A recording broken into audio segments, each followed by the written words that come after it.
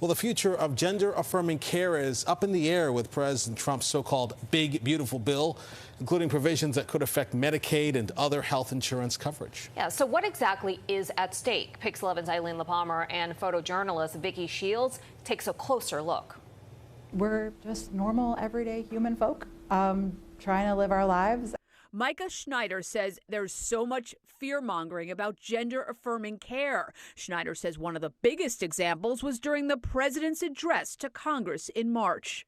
Teachers and administrators conspired to deceive January and her husband while encouraging her daughter to use a new name and pronouns. Come on. You can't even give a kid Tylenol without getting parental consent. Schneider says people need to understand that gender-affirming care is not necessarily surgery. It can be mental health services, hormone therapy, or simply changes in clothing. Literally anything that makes you feel good in your skin. Hair implants for cisgender men, gender-affirming care. Breast augmentation, gender-affirming care.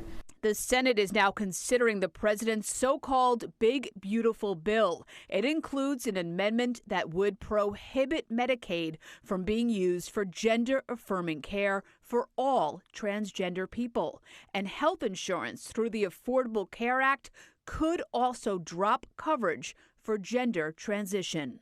I'm hopeful that the insurances continue to pay for these therapies. Dr. Jennifer Ossipoff is a pediatric endocrinologist at Stony Brook Medicine. She says before any treatment can begin, a mental health professional must diagnose a person with gender dysphoria.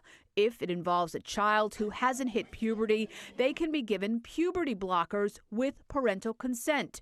That's done as a shot or an implant. Later in life, they can take estrogen or testosterone therapy. You don't want somebody just to be on a puberty blocker forever because it can definitely weaken the bones. I don't fault families at all for trying to think of a solution because they're literally trying to keep their child healthy, happy, and alive.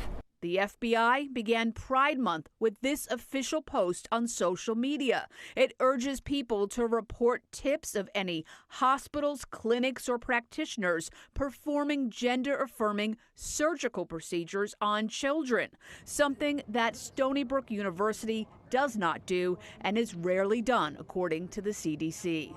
I think that this political takeover is just so disheartening and doing such a disservice to people. And at the end of the day, I don't think it really matters what somebody's genitals were when they were born. And legal experts say the FBI's new push is not backed by federal law. In fact, a senior attorney with the ACLU said the only purpose of that post was to, quote, create fear and confusion for transgender youth and their medical providers. Shirley and Corey? Eileen, this is such an important topic. Any indication when we will know for sure about these Medicaid changes regarding gender-affirming care? Well, at this point, it is still all up for debate. In fact, the Senate is still considering it, but lawmakers have said that they do hope to have it on the president's desk by July 4th. Okay.